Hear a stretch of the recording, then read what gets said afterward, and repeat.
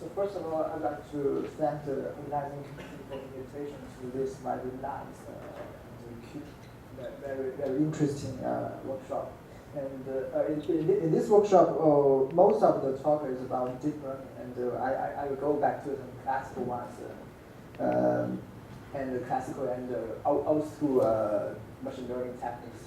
The title of my topic is about the high-dimensional Markowitz optimization problem. This is a problem coming from the financial studies. Before that, because I'm not an expert on the financial studies, so why I'm going to do this problem is the motivation just comes from the machine learning method. I will talk about it at first. So previously we studied this high-dimensional linear discriminant analysis, and we find some interesting results. And later we find that this result can have some applications in this Markowitz portfolio optimization problem. So that's why we studied this one in this topic. And so I'd like to first of all introduce the high-dimensional linear discriminant analysis, and then go to the major topic today and show you some simulation studies. And let's have a brief review of the linear discriminant analysis. And yeah, so for the two classification problems, if you are in large dimensions, you may need to do the dimension reduction.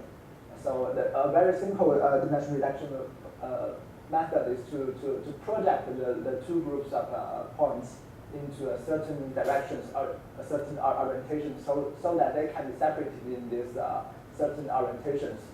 Now, how to find these orientations? We assume that the two data points satisfy the normal distribution with the same convection matrix, and they have different means, so we can generate data from these two distributions.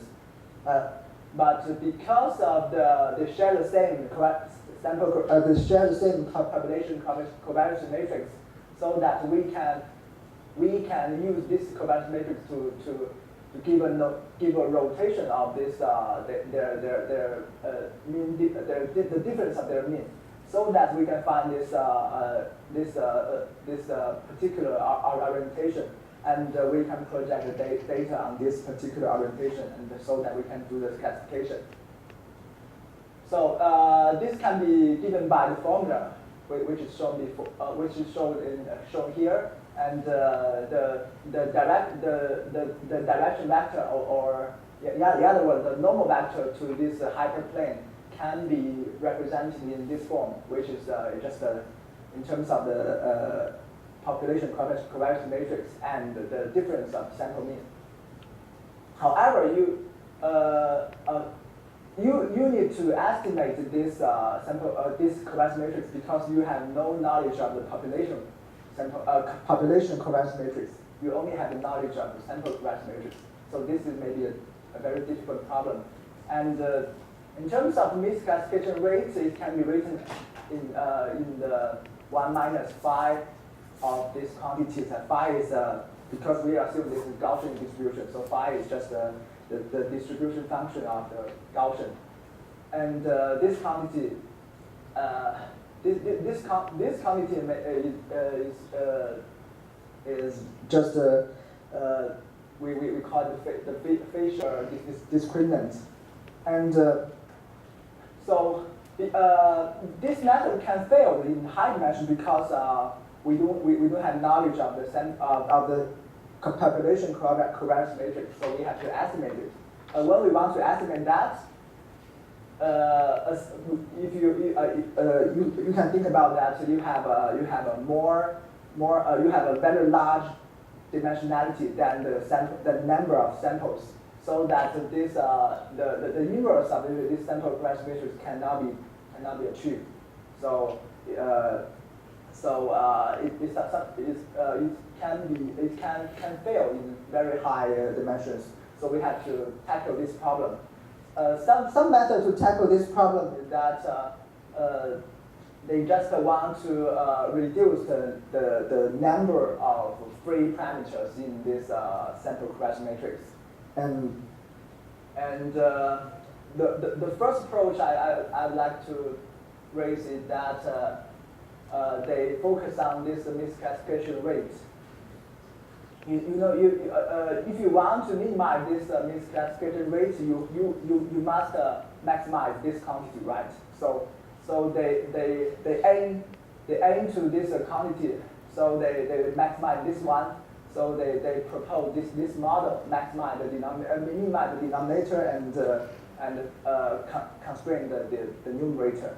And in addition to that, they must have an sparsity constraint on the coefficient beta, so that this model will give you a sparse solution for the discriminant orientation. This is proposed by Zhen Zhang in 2012. And a similar method also proposed based on this idea, but they use different formulations. For example, if you reformulate the LDA problem in terms of the linear regression, you can do that. If you change you do the change of variable, you can reformulate the LDA in terms of the linear regression problem, and you can have a similar method like lasso in linear regression. You add one regularization terms in the end, and then you can do the similar things. And this also produces you a very sparse orientation. And another approach is that we just don't focus on this one, and we don't reformulate our LDA principle. We just use our LDA principle, but we need to avoid the evaluation of this inverse. So that they just modify this identity. So they multiply both sides, this sample graph matrix, and they want the difference between these two quantities to be small. And in addition to that, they also assume some sparsity for the coefficient beta. So all these three methods assume some sparsity on the coefficient on the coefficient beta. So this may give you some ideas that when we have some sparsity on the coefficient, the problem can be easily tackled. And all these authors have proved that under some mild regularity conditions, they can prove the Bayesian consistency, which means that your modified model can achieve the same convergence of the misclassification rate to the Bayesian misclassification rate. So that means your model can be asymptotically true. And however, because you have incorporated the sparsity in your model, so you must investigate whether this sparsity can be guaranteed. So this is what we want to consider. Before our work,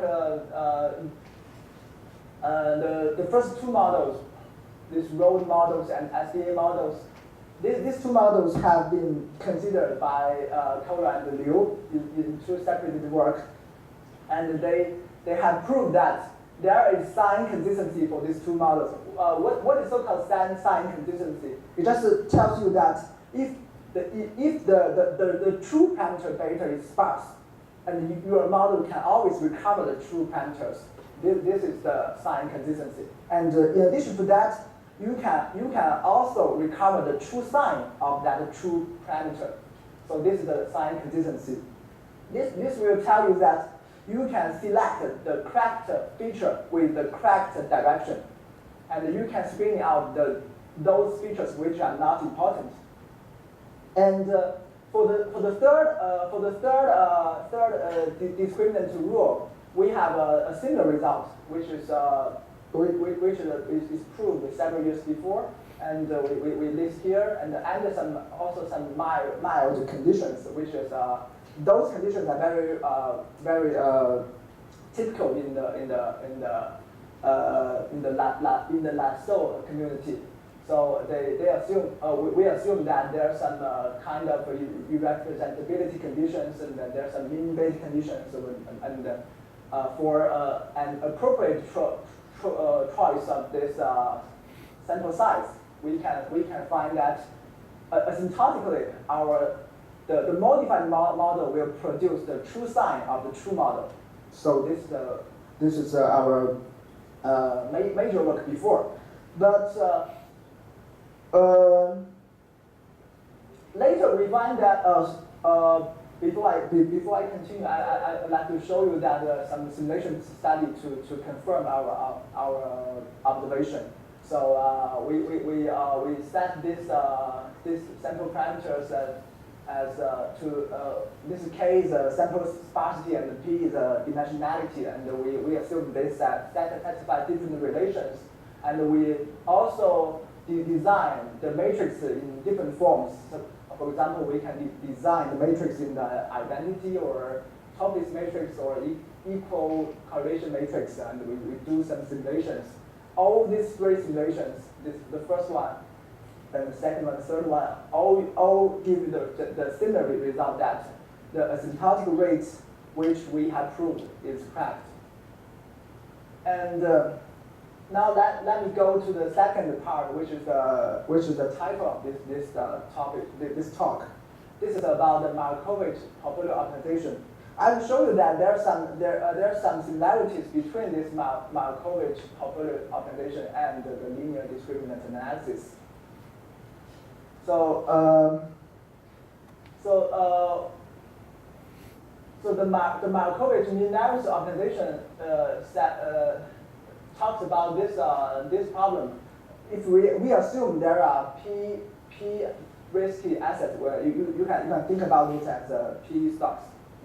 For example, 100 stocks you want to buy, but you may not want to buy all of them. You want to maximize your return, but with minimum risk. This is what you want to do. And of course, the stocks return, it should be a random variable. So we assume this is this random variable R, which is a random vector. It's a stocks return. It's a p component vector. P is just the dimensionality of your number of assets, and the mean of the return we denote by mu, and the correct matrix we also can find it. And the Markowitz portfolio optimization problem said that if you want to maximize your return and minimize the risk, you can do this thing. You can first constrain your risk, and you want to maximize your return. And you can do a similar thing. You can constrain this return and minimize this risk. They are equivalent to each other. And this is so-called MV problem, minimum variance problem.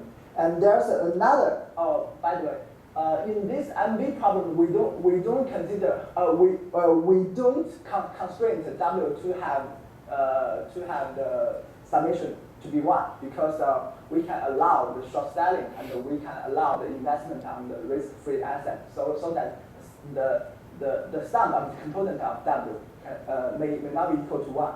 And in another setting, which is a global minimum variance portfolio, GMV portfolio, in these settings, they can assume there's no short selling and there's no investment on risk-free assets, so that they assume they constrain this the summation of the components of W should be equal to 1. That means all your investment must be on these stocks or on these assets. And under this constraint, they also want to minimize the risk. And these two problems share similar structures, and so we can consider them together. But first of all, I'd like to focus on the first one. And this problem has a very nice analytical solution, which we can find it, write it down in this form. And you see that there's also the inverse of the correct matrix, but you still have no knowledge of the correct matrix, so you have to estimate that. And still, as the high-dimensional linear discriminant analysis, if you just plug in this sample correction matrix, you can fail in the high dimensional because the prediction is not symptotically consistency, and so that there may be some problem with the use of this formula. And let me show you some existing method to do that. The first one is just the plug-in estimator, as I told you that it may fail in high dimensions. And there are some other research work on this problem. They say that okay, if you can fail in the plug-in estimator, I can do another things. I can just assign the same weights to different portfolios, to different assets. So that they do a lot of studies on real data that they find that this equal weighted portfolio can achieve very good performance in terms of the high return and the low risk. And okay. And there's also some other studies that we can have a combination of these two, and which draw the two advantages of each method. And some other in the recent years there's a so-called shrinkage method to improve the previous existing method. This shrinkage method just they want to find some improvement over the estimation of sigma. They don't want to use the original sample correction matrix. They want to modify that. But how to modify that? Approach to modify this estimation of this sigma is to minimize some deviation from the sample correction matrix to the population correction matrix, and they can find some quantity in terms of this loss function. And they can write down that loss function, and they find some approximation to that loss function, and they want to minimize that loss function. However, because you have no knowledge of on the sample correction matrix, you must have some estimation of that. But some good theory from the random matrix theory told that as N and P large enough, the sample correction matrix sigma hat can go to the Marchenko-Pascal law as said by Dr. Zhen. And so they apply this MP law to this problem, and they find a very useful analytical formula for the loss function in the limit behavior. But and then they just need to modify, they need to minimize that limiting loss function, and they can find a particular formula for how to for the approximation of this correction matrix. And so they propose a linear shrinkage and non-linear shrinkage. Both are motivated by these ideas. And there are some other approaches in the community of regularization. For example, if you assume there's no short sale, you can add some constraint to add some L1 constraint to the weights W, and you can also reformulate your problem in terms of the lasso problem. So you can use the lasso estimator to do the similar things, and you can also use some other L1 or L1 regularization approach to do reformulation, and also there are some recent progress in this direction. Okay, what I want to say is that all the previous approach just they just modify they either modify the original form of the optimization problem, or they give a bad performance. So we want to avoid that. So we want to go back to the original formula. So what happens in this formula is that this part is bad, has bad performance. So we want to modify this part. if you remember what we had done in the previous LDA problem, you see that we can also multiply this sigma on the both sides, because if we introduce this vector beta equal to sigma inverse mu, and we can rewrite this equation so that everyone just depends on this particular vector beta. And in order to estimate this beta, we can just multiply sigma on both sides, and we want to minimize their deviation. And once the estimation for beta is obtained, we can plug in that estimation into these equations to find the estimation for our weights W. So everything can be done. So this will lead us to the same approach to the previous LDA estimation. So we put it in the same setting, and we minimize this L1 norm of this beta coefficient, and we also give the constraint to the deviation of what we want to minimize. And so this problem. This problem has a nice form because it's linear, so we can find some linear programming estimator linear programming optimizer to optimize this model, and because this L infinity is L1, so we can just use the linear programming, and moreover, we also have some more efficient algorithm to solve this kind of model, because I will show you later that this model resembles the Danzig selector, so we can use the algorithm for Danzig selector to solve this problem. So that's why we want to give this model to solve the Markowitz problem. Okay, so. Next, I will just list some theory to guarantee the convergence of this model, because the model will give you the model is not the original model, so we must guarantee that, and there are some theorem to guarantee that, and this is what I'm talking about. Is a Danzig selector. We can reformulate the problem in terms of the Danzig selector. For example, you just introduce this this new variable x tilde, and plug this x tilde into the previous model, and you find that this has the same form as Danzig selector, except that we replace this 1 by y in Danzig selector, so that we can use the very efficient Dassault algorithm to solve it. And in fact, this Dassault will not only give you one solution, but a path, a regularization path of the whole solutions, so that we can find this solution for each sparsity k. Okay, so this is a Dassault problem, and for this sparsity k, we choose it by the cross validation. And last, I will show you some simulation studies. We just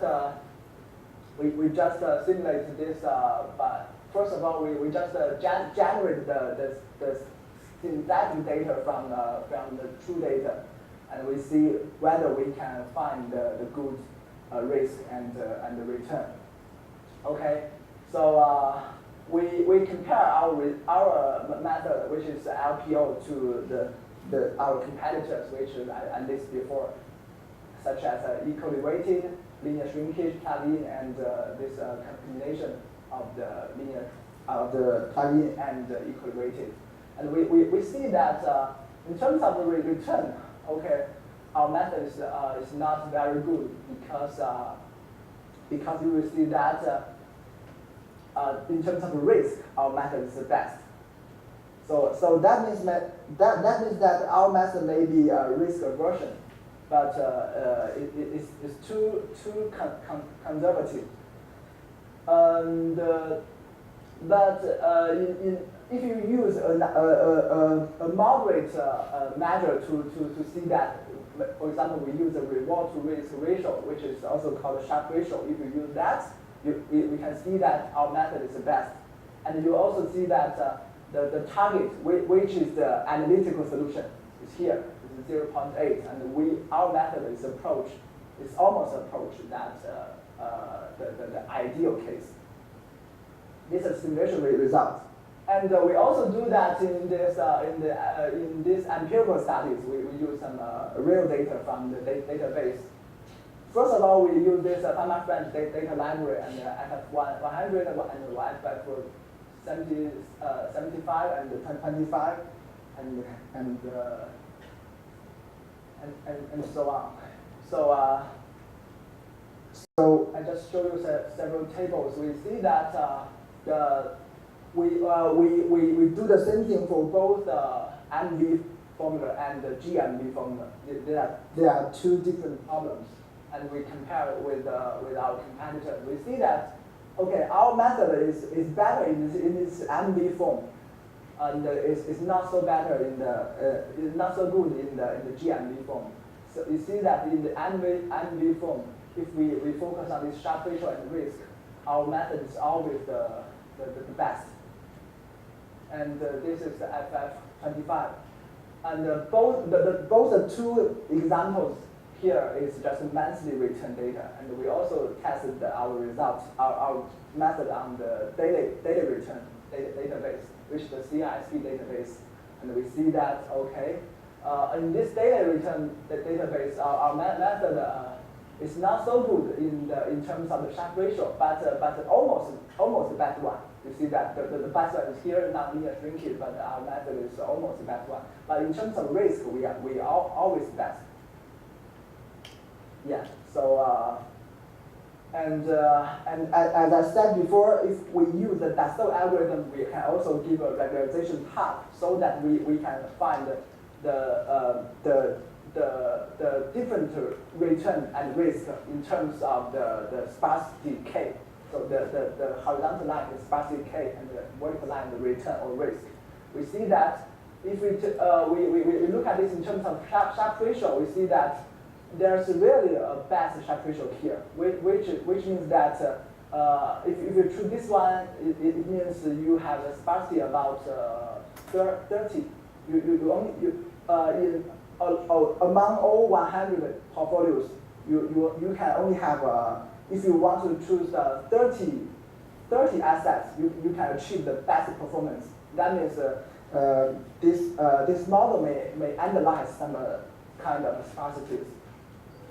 And so let me have a summary of my work. We just first of all we just studied this LDA problem, and we find a very interesting result, and this result can be applied to the Markowitz optimization problem. So we applied that method to the financial studies, and we see we do some simulation studies, and we find that okay, it's not bad, and it's comparable to some accident method, and but we are also lack of some real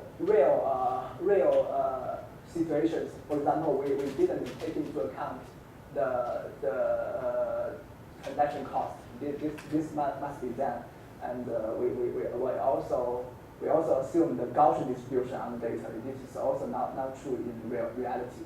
So I think that's all.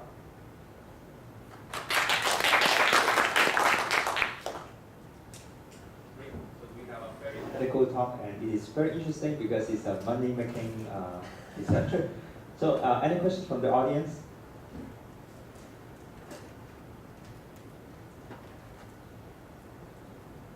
So I have many questions, but let me ask just one. So the question is, your algorithm seems to work very well for sharp ratio. Yeah, right. But then at the end, maybe we want more return, and we are willing to take more risk. So is it possible to change your method slightly so that you have a more graceful trade-off between return and risk? Yeah, because I'm not in the study area of finance, so I don't know any other measures for this financial assets.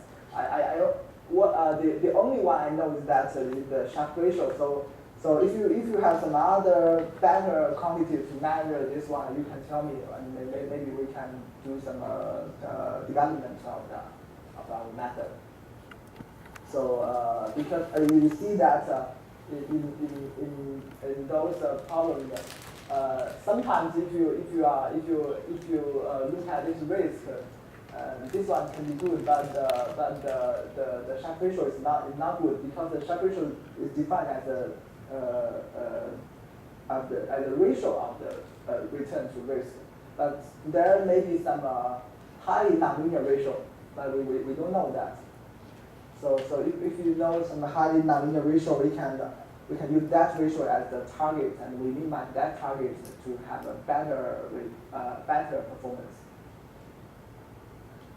Okay. So thank you.